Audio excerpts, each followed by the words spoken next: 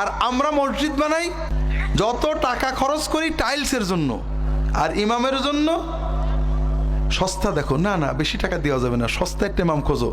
ইমাম কত বেতন চায়? 3000 টাকা। দূর, ইমামের এত বেতন হয় নাকি? দেখো 1000-এ পাওয়া যায় নাকি? আছে না নেই? সব জায়গায় দামি চান। আর নামাজ পড়াবে, যে নামাজ নিয়ে জান্নাতে যাবেন, সেই জায়গায় সস্তা চান। ওই সস্তা নামাজ নিয়ে কি জান্নাতে যাওয়া যাবে?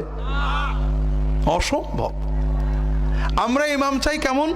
যে ইমাম কোনো কথা বলে না, মসজিদ কমিটি সুদ খায়, ঘুষ খায়, নামাজ পড়ে না, কমিটির সদস্যের শ্বশুর মরে গেছে, আজীবন সুদ খেয়েছে, নামাজ পড়িনি, হুজুর আমার শ্বশুর মারা গেছে, একটু দোয়া করে দিয়ে আসতে হবে। জিজ্ঞেসও করে না আপনার শ্বশুর নামাজ পড়েছে না সুদ করছিল, যে নামাজ পড়ায় দেয়, দোয়া করে একেবারে জান্নাতুল ফেরদাউসে পৌঁছে দেয়।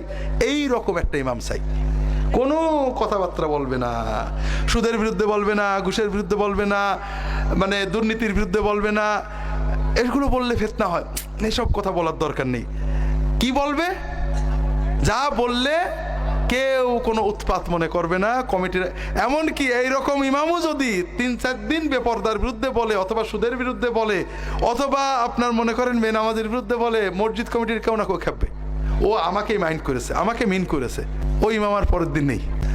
এখন আপনাদের মনে করেন এই ইমামের পিছনে নামাজ পড়ে আল্লাহর কাছে যাই হিসাব দেবেন, সেটা আপনাদের ব্যাপার। তবে আমার এখান থেকে বলছি ভাইরা, আল্লাহর কাছে পার পাওয়া কষ্ট আছে। ইমাম মানে মসজিদের প্রধান। ইমাম মানে কি নেতা না? একজন লোক ভোটে দাঁড়াইছে, আপনাদের ইউনিয়নের চেয়ারম্যান হবে, আপনাদের মতোই মানুষ। ভাই ভোটটা দিয়েন। ভোটের পরে সে কি হয়? চেয়ারম্যান হয়। তখন তার ওই পদের একটা মর্যাদা থাকে না? তখন তার কথা শোনা লাগে, লাগে না? লাগে না? তো ভাইরা, ইমামের ভুল হতে পারে, আলেমদের কাজ বলতে হবে, হুজুর এইটা কি, আলেমরা আলোচনা করবে। ইমামকে চলতে হবে মুসল্লিদের মসলায়। হুজুর মোনাজাতটা জোরে করেন, হুজুর মোনাজাত লম্বা করেন, কিতাবে আছে মোনাজাত লম্বা করতে নেই। অত কথা না, সব ইমাম মোনাজাত লম্বা করে, আপনি করেন করেন হলে যান। হুজুর তারাবিটা 30 মিনিটে পড়াই দিতে হবে। হুজুর নামাজ হোক আর না হোক, আমরা 30 মিনিটে তারাবি চাই। তো ভাইরা, আল্লাহর দিনের সাথে এই প্রতারণা করে ঠকছে কে? আল্লাহ ঠকছেন, ঠিক না? ইমাম সাহেব ঠকছে নাকি? আমরা ঠকে যাচ্ছি।